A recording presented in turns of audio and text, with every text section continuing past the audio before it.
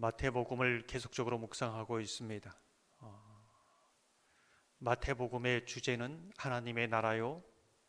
또 지금 우리가 배우고 있는 것은 하나님의 나라의 의는 어떤 것인가를 함께 묵상하고 있습니다. 서기관과 바리새인들이 가지고 있는 의는 인간적인 의고 외식적인 의고 표면적인 의입니다. 더 나은 의가 있어야 천국에 들어갈 수 있다. 더 나은 의는 어떤 것인가? 이제 다양한 주제를 우리가 함께 묵상하고 있습니다. 지난주에는 간음과 맹세에 대해서 함께 하나님의 말씀을 나누었습니다. 간음이란 어떤 부분인가? 무엇을 말씀하려고 하시는 건가? 성경은 자기의 정욕을 피하기 위해서 결혼하라 이렇게 이제 권면하고 있습니다. 근데 결혼은 서로 사랑해서 가정을 이루고 정욕을 피하기 위해서 또 가정을 이루고 자녀를 낳는 것, 그 이상의 어떤 의미가 있다. 이제 성경 그렇게 말씀합니다. 교회와 그리스도와의 관계에 신비가 있다는 것이지요. 그것은 무엇을 말해주고 있는가? 남편과 아내를 사랑할 때에 조건적으로 사랑하지 마라. 그리스도의 관계 속에서 남편이 어떻게 대하든 아내가 어떻게 대하든 너가 이 정도 했으니까 내가 이 정도 한다, 그런 것이 아니라 그리스도의 사랑으로, 그리스도를 향한 믿음으로 사랑하고 서로 복종하고 섬겨라. 이게 그리스도의 가정이다. 이제 이게 말하고 있습니다. 그러니까 그 상대방의 반응과는 상관이 없다는 거지요. 간음이라는 것은 무엇인가? 아내를 버리고 남편에게 이 신의를 저버린 겁니다. 아내를 배반하는 것 이전에, 남편을 배반하는 것 이전에 그리스도와의 관계 속에서 하나님의 사랑과 믿음을 배반하는 것이다. 이제 이 부분을 말해주고 있습니다. 철저하게 하나님과 연결된 것이지요. 그래서 가정 속에서 그리스도의 사랑을 배워갑니다. 하나님의 사랑을 배워갑니다. 예수 그리스도를 닮아가는 것이지요. 이게 신비다. 이제 이 부분을 말해주고 있습니다. 부부가 다 믿는 가정은 이 신비를 깊이 경험해 갈 것이고, 또 남편만 아내만 믿는 가정은 또한 그 남편과 아내를 위해서 기도하면서 또 그 사랑을 알아갈 것입니다. 이게 간음에 대한 하나님의 말씀입니다. 서기관과 바리새인들은 내가 가정을 이루었고 결혼 전에 순결을 지켰고 결혼 후에 바람 피우지 않는 이 외적인 것으로 의로 삼았지만은 그보다 더 높은 차원, 그리스도 앞에서의 신실함을 지켜라. 그 사랑을 지켜라. 정말 신실함으로 사랑해라. 조건적으로 사랑하지 말아라. 이렇게 이제 말씀하고 있습니다. 이것이 더 나은 의라라는 것이지요. 성도와의 관계도 마찬가지입니다. 제가 늘 은총의 삼각관계에 대해서 말씀드리고 있는데 모든 신앙의 삶이 그러합니다. 또 한 가지의 주제가 맹세이지요. 똑같습니다. 맹세란 무엇일까요? 서기관과 바리새인들은 자기 주장의 어떤 정당성, 자기 주장을 지지받기 위해서 하나님의 이름을 끌고 옵니다. 내가 하나님께 맹세하건대 이 약속은 꼭 지키겠다. 이렇게 얘기하는 것이지요. 그런데 그걸 지킵니까? 지키지 않습니다. 헛맹세지요. 그렇게 하지 말아라. 하나님 앞에 맹세하고 내가 하나님 앞에 정말 진실되게 이렇게 하겠다. 그것을 의로 삼지 말아라. 더 나은 의라는 것은 하나님과 사람 앞에 신실하게 행함으로 그것을 의로 삼아라. 그렇게 행하면서 옳다 아니다 이렇게 말하라고 하는 것이지요. 사랑하는 성도 여러분, 저와 여러분이 더 나은 의를 가지고 사는 하나님의 백성 되기를 소망합니다. 하나님이 인정하시는 하나님의 사람 되기를 소망합니다. 하나님의 나라의 백성의 삶을 배워가기를 주님의 이름으로 축원합니다. 오늘도 이렇게 기도했지만은 이 말씀이 내 삶 속에 철저하게 부딪히고 또 이 삶 속에 성령께서 이 말씀을 이루어가는 것을 보는 것이 더 놀라운 축복이다. 이제 이렇게 말씀드릴 수 있는 것이지요. 오늘 본문을 보면 계속해서 서기관과 바리새인이 말하는 의보다 더 나은 의에 대해서 계속적으로 말씀하고 있습니다. 38절을 보면 이렇게 말씀합니다. 또 눈은 눈으로 이는 이로 갚으라 하였다는 것을 너희가 들었으나. 보복이죠. 이걸 가지고 동해보복법이라고 말합니다. 저 사람이 내 눈 한 짝을 뺐습니다. 그럼 나도 눈 한 짝을 빼라는 것이지요. 이걸 동일한 보복, 동해보복법이라고 말합니다. 근데 이거는 보복하라는 것이 아니라 이 법의 정신은 약자를 보호하라는 법입니다. 보복이 여기에서 하나님께서 너 보복해라, 너 받은 만큼 갚아주어라 이 마음으로 하는 것이 아니라 정말 약자를 보호하라, 이것이 1차적인 의미입니다. 출애굽기 21장 23절, 24절, 26절을 보면 이렇게 말씀합니다. 생명은 생명으로, 눈은 눈으로, 이는 이로, 손은 손으로, 발은 발로. 사람이 그 남종의 한 눈이나 여종의 한 눈을 쳐서 상하게 하면 그 눈에 대한 보상으로 그를 놓아줄 것이며. 주로 이 동해보복법을 말하면서 남종과 여종에 대해서 말해주고 있습니다. 왜 그럴까요? 고대 근동에서는 힘 있는 자는 상대적으로 힘 없는 자에게 보복을 하되 몇 배로 갚아줄 수 있습니다. 실제로 그렇게 했습니다. 약자는 어떻습니까? 억울함이 있는데 누구한테 하소연할 데도 없고 또 보복하려고 해도 힘도 없습니다. 철저하게 약육강식이죠. 근데 하나님의 나라의 백성들은 그렇게 하지 마라. 동해보복법, 누구나 공평하게 그 생명을 존중하고 사랑해야 된다, 이렇게 말해주고 있습니다. 이게 율법의 정신이라는 것이죠. 동해보복법 하면 보복을 이렇게 중심으로 삼는데, 사실은 다른 사람이 몽둥이로 저를 한 대 때렸습니다. 똑같은 강도로, 똑같은 재료로, 똑같은 부위에 정확하게 한 치의 오차도 없이 때릴 수 있는가? 때릴 수 있습니까? 불가능합니다.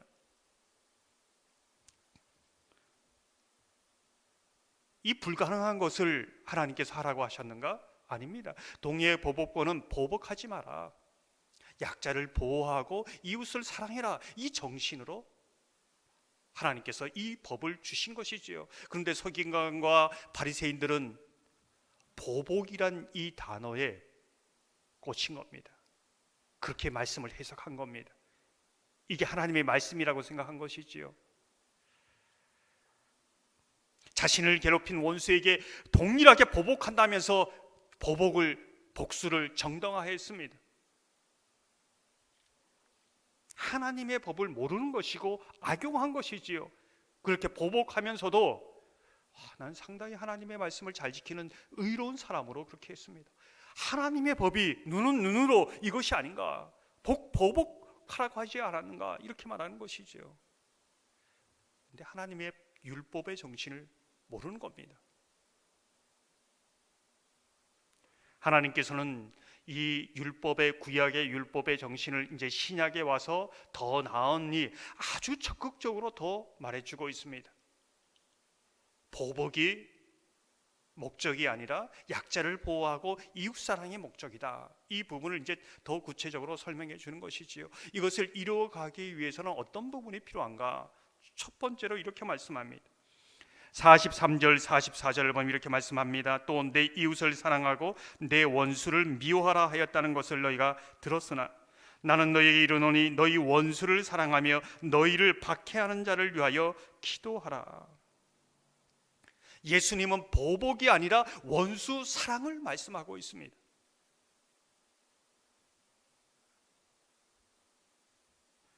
더 나아가 그 원수를 위해서 기도하라는 것이지요. 이게 하나님의 법입니다. 정말 여러분, 이게 가능한 겁니까? 여러분은 그렇게 하고 있습니까? 왜 이렇게까지 해야 되는가? 이게 정말 가능한가? 성경은 우리에게 이것을 묻고 있는 것이지요. 그럼 이게 어떻게 가능한가? 어떤 부분부터 해야 되는가? 출애굽기 21장 22절을 보면 이렇게 말씀합니다. 사람이 서로 싸우다가 임신한 여인을 쳐서 낙태하게 하였으나 다른 해가 없으면 그 남편의 청구대로 반드시 벌금을 내되 재판장의 판결을 따라 낼 것이며. 뭐라고 합니까? 재판장의 판결에 따라 하라. 구약의 법이 그렇습니다.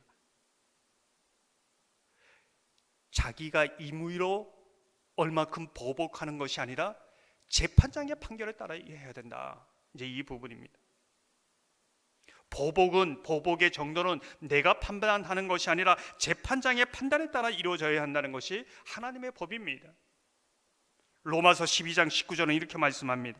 원수 갚는 것이 내게 있으니 내게 갚으리라고 주께서 말씀하시니라. 보복을 실행하는 주체가 내가 판단하고 내가 이것이 정당하다고 생각하는 것이 아니라 그 보복을 실행하는 주체, 결정하는 주체는 하나님이시라는 겁니다.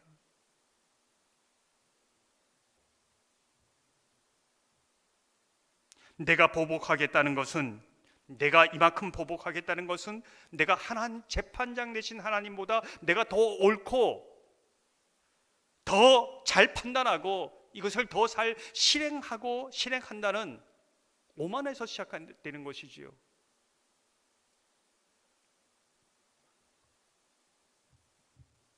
사실 우리가 살아가는 시대는 고대 근동보다 더 악합니다.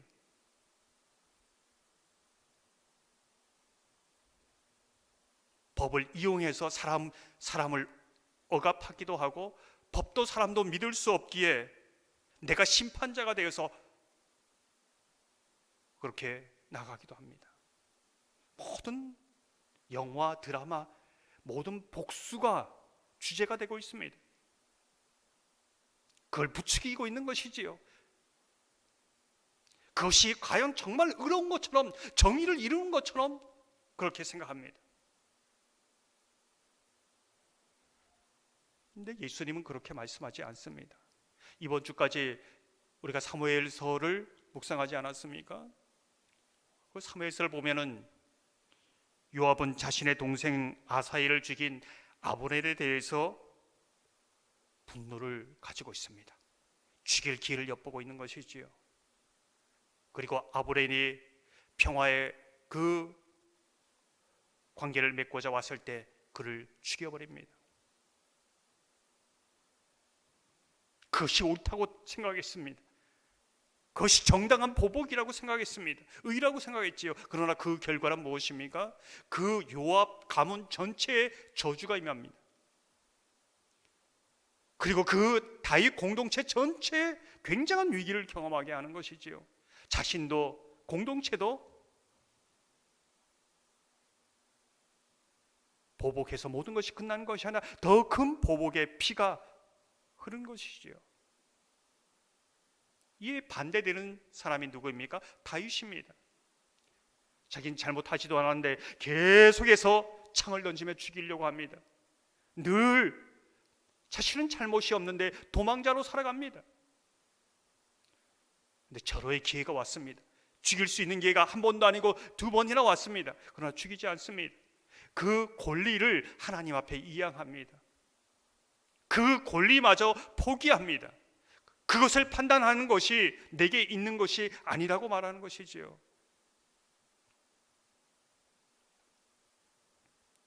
그때 하나님께서 어떻게 그 다윗에게 역사하는가? 하나님이 판단하시기에 가장 공의롭고 정의롭고 그렇게 갚아주십니다. 그렇게 이루어 주시는 것이지요.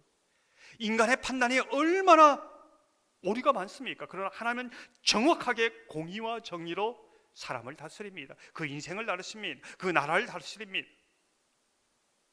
내 판단이 옳을까요? 하나님의 판단이 옳을까요? 다윗은 그것을 안 것이지요. 사실 인간의 모든 역사는 보복의 역사입니다. 복수의 역사입니다. 피해의 역사지요. 그 속에는 죄의 역사요, 악의 역사입니다. 그 역사가 지금까지 흘러오고 있습니다. 창세기에 보십시오. 가인이 아벨을 죽이는 것, 그 역사. 창세기 4장 23절을 보면 우리말 성경으로 이렇게 말합니다. 내게 상처를 입힌 남자를 내가 죽였다. 나를 상하게 한 젊은이를 내가 죽였다. 내게 상처 입힌 그 사람을 죽임으로 복수하겠다는 것입니다. 나를 상하게 한 사람을 살인으로 복수했다는 것입니다. 그 복수의 역사가, 그 피해의 역사가, 그 악의 역사가, 그 죽음의 역사가 지금까지도 흘러오고 있지 않습니까? 하마스와 이스라엘 전쟁, 러시아 우크라이나 전쟁, 북한이 계속적으로 위협하는, 어제도 미사일을 발사하지 않았습니까? 모두가 무엇입니까? 복수입니다. 보복입니다. 그 보복을 정당화하는 것이지요. 근데 성경은 그것으로는 해결 안 된다.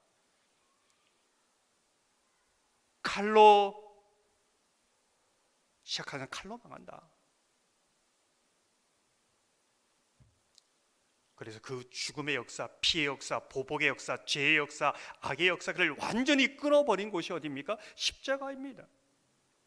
아무 죄 없는 예수님을 사람들은 죄인으로 몰아서 옆구리를 찔렀습니다. 가시멀레르관을 씌우셨지요. 손과 발을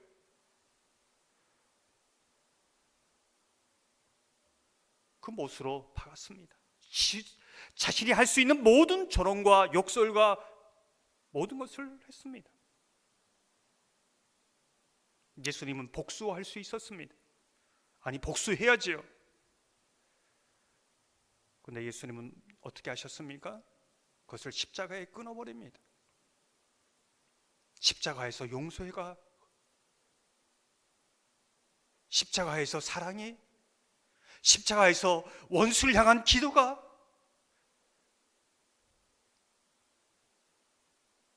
역사가 바뀌는 겁니다. 거기에서 생명의 역사가 나타나고, 사랑의 역사가 나타나고, 은혜의 역사가 나타나고, 이게 십자가의 은혜입니다.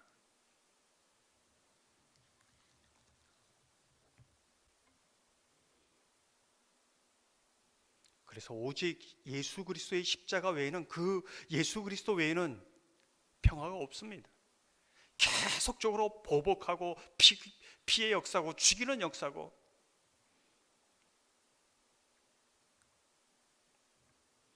오늘 39절을 보면 이렇게 말씀합니다. 나는 너희에게 이르노니 악한 자를 대적하지 말라. 누구든지 내 오른뺨을 치거든 왼편도 돌려대며.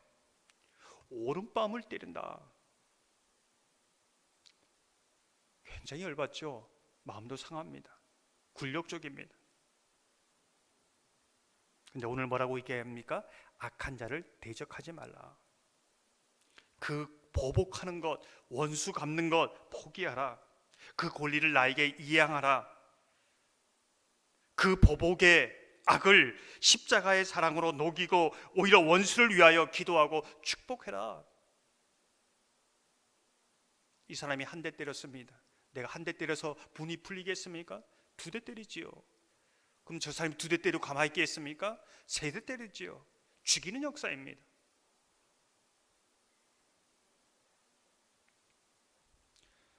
이 부분이 어떻게 가능할까? 제가 주석서를 보면서 이종윤 박사의 주석서의 한 이야기를 들려줍니다. 뉴욕 할렘가의 갱단의 두목 스키너라는 사람이 있습니다. 그가 그리스도를 영접한 이후에 갱단의 두목이다. 굉장한 사람이죠. 근데 함께 축구 경기를 하는 겁니다. 근데 실수로 옆에 사람을 넘어뜨렸습니다. 그가 스키너에게, 갱단 두목에게 심한 욕설을 퍼붓는 겁니다. 근데 스키너가 그에게 달려가서 사과합니다. 아무튼 나는 당신을 사랑한다고 말합니다. 그런데 이 일이 끝나고 나서 여기에서 이렇게 나오니까 싸울 수가 없지요. 근데 이 일이 있은 이후에 가장 놀란 사람은 스키너 자신이라고 말하고 있습니다. 내게 어떻게 이러한 사랑이 있는가, 이러한 용기가 있는가. 그러면서 정말 내가 예수 그리스도로 통해서 새로운 피조물이 되었구나. 예수의 영이 내 속에서 정말로 이 사랑을 실천할 수 있도록 힘을 주시는구나. 이것을 깨닫다는 것입니다. 그러면서 그분은 그 이후에 이러한 설명을 덧붙입니다. 이 설명이 굉장히 중요한데요. 예수 그리스도 안에 있는 사람에게만 그 사랑이 가능하며 그 안에 거하는 이에게만 그의 사랑이 거할 것이다. 좀 더 이 부분을 구체적으로 말합니다. 모든 사람을 항상 좋아할 수는 없다. 항상 누구를 좋아할 수 있다는 것도 확실치 않다. 그러나 하나님이 우리처럼 하시지는 않으실 것이다. 하나님은 우리를 사랑하신다. 사랑은 느낌의 문제가 아니다. 사랑은 의지의 문제다. 느낌이 아닌 의지로 사랑을 표현할 수 있는 것이다. 좋게 느끼든 그렇지 않든 사랑할 수가 있다. 놀랍지 않습니까? 나는 좋아하는 사람만 좋아할 수 있죠. 싫어하는 사람을 어떻게 좋아할 수 있습니까? 이건 느낌이라는 겁니다. 근데 정말 그리스도의 사랑은 의지적으로 사랑을 실천할 수 있다는 겁니다. 느낌이 아니라 내가 좋던 싫던 그리스도의 사랑을 실천할 수 있다는 겁니다. 그 힘을 그리스도께서 주신다는 것이지요. 이게 진정한 그리스도의 사랑이라는 겁니다.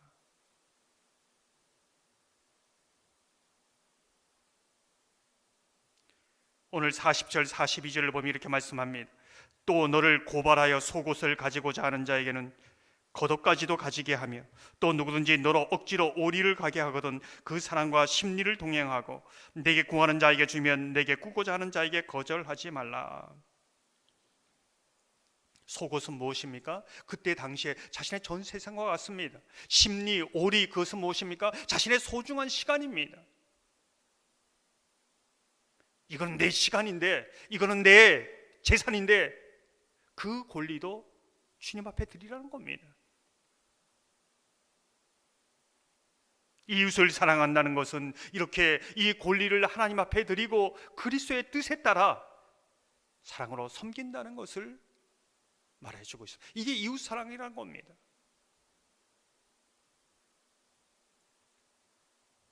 오늘 본문은 이렇게 마무리하고 있습니다. 45절에서 48절을 보면 이같이 한즉 하늘에 계신 너희 아버지의 아들이 되리니 이는 하나님이 그 해를 악인과 선인에게 비추시며 비를 의로운 자와 불의한 자에게 내려주심이라. 너희가 너희를 사랑하는 자를 사랑하면 무슨 상이 있으리요? 세리도 이같이 아니하느냐?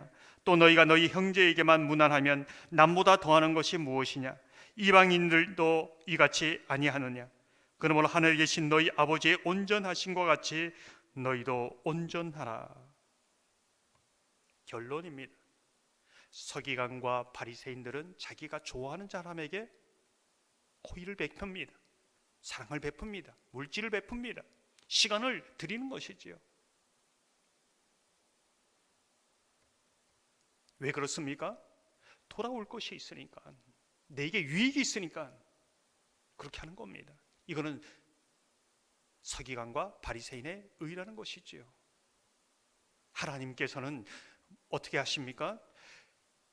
저 사람은 선한 사람이기 때문에 저 사람에게만 비를 주고 해를 주는 분이 아니라는 겁니다. 선인 악인 나누어서 비를 해를 나누어 주시는 분이 아니라는 겁니다. 구분하지 않는다는 것이지요. 하나님의 사랑은 구분하지 않고 동일하게 해와 빛을 주신다는 겁니다. 이게 하나님 아버지의 사랑입니다. 우리가 아들 되었다면 내가 좋아하는 사람, 내가 사랑하는 사람, 내게 가까운 사람, 이 사람에게 나의 소유와 나의 시간과, 물론 중요하지요. 그러나 이걸 넘어서야 된다는 겁니다.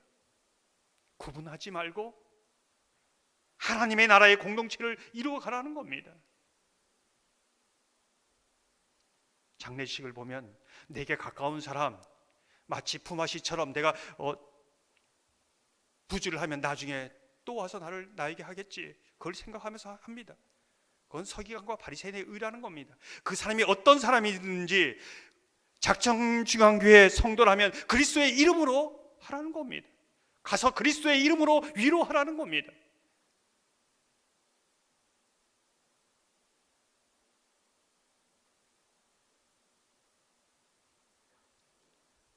이게 하나님의 아들의 모습이요, 하나님 나라의 백성의 모습이요, 하나님 나라의 교회가 보여주어야 할 하나님의 나라의 모습이다, 이것을 말해주고 있는 것입니다. 사랑하는 성도 여러분, 더 나은 의를 가지고 살아가시길 바랍니다. 주의 사랑으로 원수도 사랑하는 은혜가 있기를 소망합니다. 내 느낌 따라, 내가 좋아하는 것 따라 하는 것이 아니라 그리스도의 사랑이 나를 강권함으로 의지적으로 그 사랑을 선한 사람, 악한 사람, 좋아하는 사람, 좋아하지 않는 사람 구분하는 것이 아니라, 내게 돌아올 것을 생각하는 것이 아니라 조건 없이 그리스도의 사랑으로 시간과 또 물질을 그렇게 헌신할 수 있는 그러한 은혜가 있기를 주님의 이름으로 축원합니다. 이 시간 말씀을 생각하면서 220장 함께 찬양합니다.